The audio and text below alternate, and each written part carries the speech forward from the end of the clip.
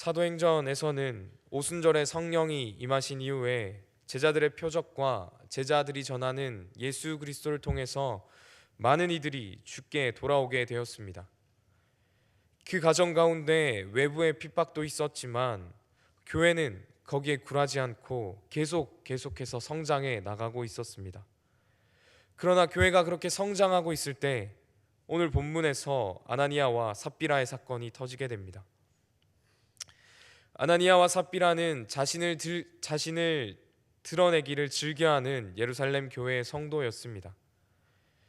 바로 5장 앞장에서는 믿는 무리들이 모든 물건을 서로 통용하였습니다. 또 바나바를 포함하여 많은 성도들이 자신의 재산을 자원하는 심령으로 자원하여 그 재산을 팔아서 사도들 앞에 두면 사도들은 그 값으로 어려운 사람들과 나눠 쓰는 한 마음과 한 뜻으로 이뤄진 교회의 모습을 보여주고 있습니다. 그리고 그 모습을 본 아나니아와 삽비라는 자신들도 자신의 소유를 팔았습니다.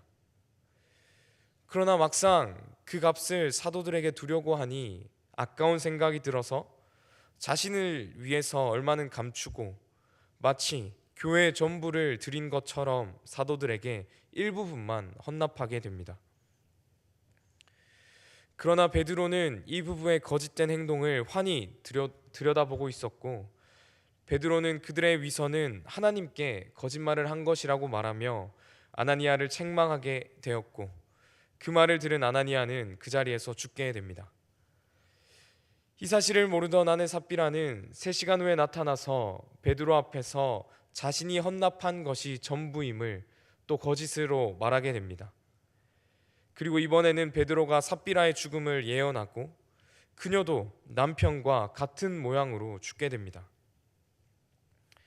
이 사건을 우리가 살펴봤을 때 얼핏 보기에는 그들이 자신의 땅을 팔아서 그 판 돈의 일부를 떼어 놓는 것이 아무런 잘못이 없는 것처럼 보여집니다. 왜냐하면 그들의 소유는 그것을 팔기 전이나 판 후나 그들 자신의 것이기 때문입니다.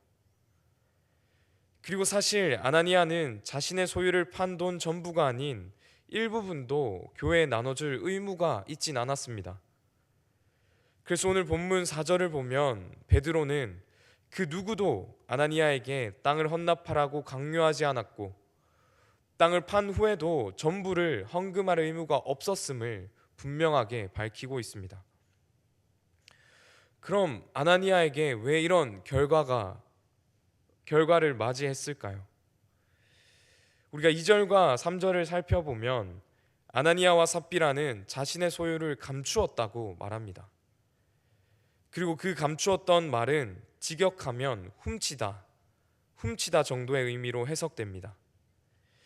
아나니아와 삽비라는 자신의 소유를 감추었는데도 누가는 오늘 사도행전에서 그 사건을 훔친 것으로 기록합니다.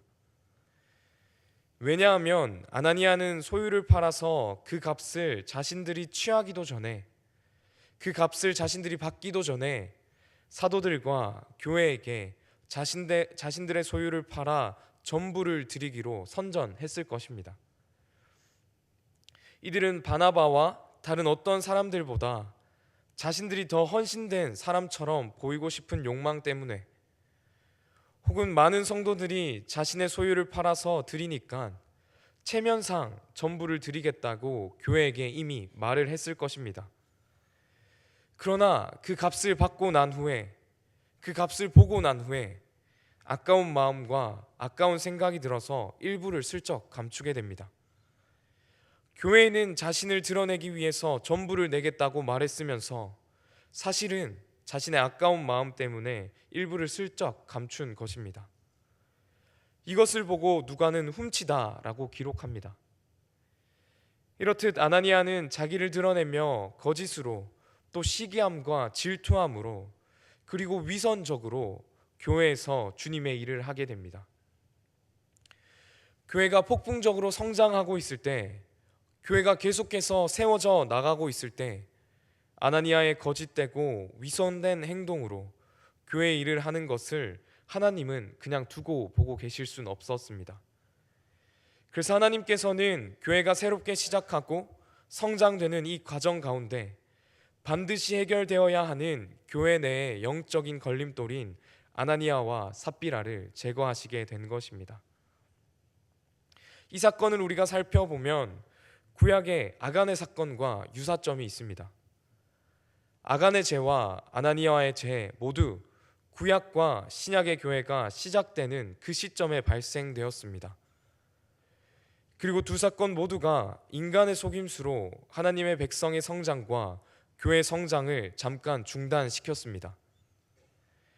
그러나 두 사건 결코 성장하는 백성들과 교회의 전진을 막지는 못했습니다. 구약에서 아간이라는 영적인 걸림돌을 제거한 이후에 이스라엘 백성들은 더욱더 강해졌습니다. 그리고 오늘 본문도 마찬가지입니다. 아나니아와 삽비라라는 영적인 걸림돌을 제거한 이후에도 교회는 더욱 크게 성장하게 됩니다. 아나니아 삽비라 사건 이후에 11절에서 복음서와 사도행전을 포함해서 처음으로 교회라는 단어를 사용하게 됩니다. 그리고 12절 이후로부터 교회가 거침없이 복음을 전파하는 것을 보여주고 있습니다. 이렇듯 아나니아와 삽비라 사건은 이해가 안 되는 혹은 가혹한 하나님의 사건이 아니라 하나님의 교회가 이 땅에 세워져 나가기 위해서 반드시 필요한 사건이었습니다. 우리는 이 사건을 통해서 우리의 모습을 한번 돌아봐야 합니다. 아나니아와 삽비라는 겉으로 봤을 때는 자신의 소유를 팔아서 가난한 자들을 함께 도와주는 참된 신자로 보여졌습니다. 그러나 그들의 마음과 그들의 생각은 어떠합니까? 그들의 마음과 그들의 생각과 그들의 행동에는 거짓과 위선으로 가득했습니다. 교회에는 모든 것을 드리는 것처럼 보여졌지만 실제로는 자기 이익을 챙기고 사람들에게 인정받고 싶어하는 마음으로 교회에 행동했습니다. 그들의 헌신은 하나님과 이웃들을 위한 것이 아니라 교회를 위한 것이 아니라 사람들에게 보이기 위한 단지 종교 행위에 불과했습니다. 이런 모습은 단지 초대교회의 모습만은 아닌 것 같습니다. 오늘날 우리도 얼마든지 신앙생활 속에서 외식적이고 형식적인 태도로 빠질 수도 있습니다. 예를 들어서 우리의 예배 자리에서 우리는 온 마음 다해서 영과 진리로 하나님을 예배해야 하는데 시간이 되어서 때가 되어서 형식적으로 예배를 드리고 있진 않으십니까? 사람들의 눈치나 주변 분위기와 환경, 나의 체면에 더 영향을 받아서 예배 자리로 나가고 계시진 않으십니까?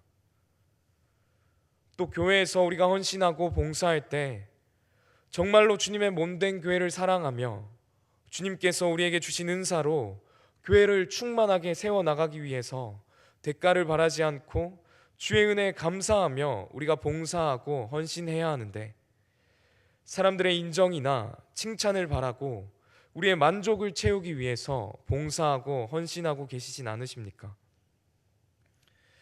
저 역시 사역을 할 때도 이런 고민과 유혹이 있는 것 같습니다.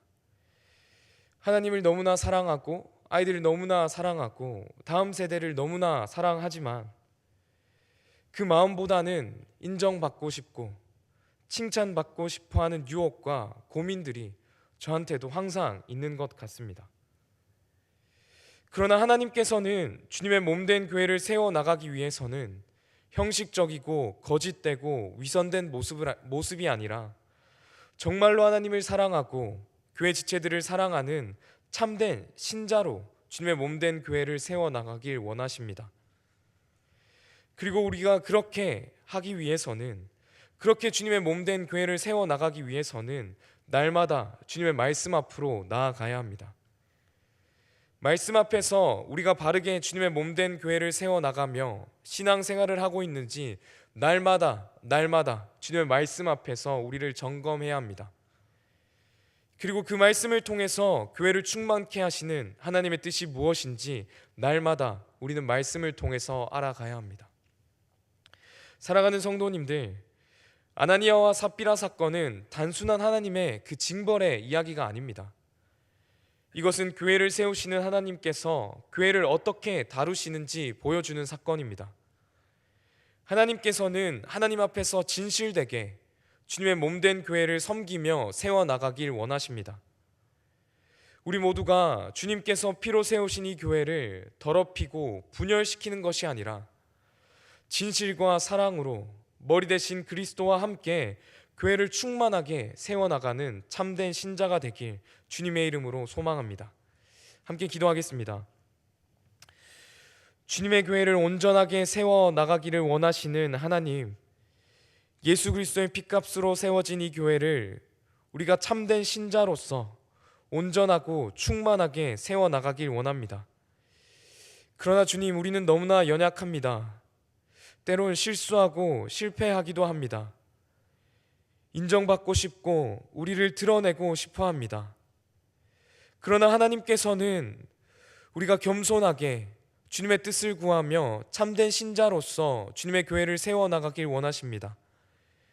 그러니 성령 하나님, 우리의 마음을 붙잡아 주셔서 주님과 함께 주님의 교회를 온전하게 세워나갈 수 있도록 인도하여 주시옵소서. 감사합니다. 사랑합니다. 예수 그리스도의 이름으로 기도드립니다. 아멘.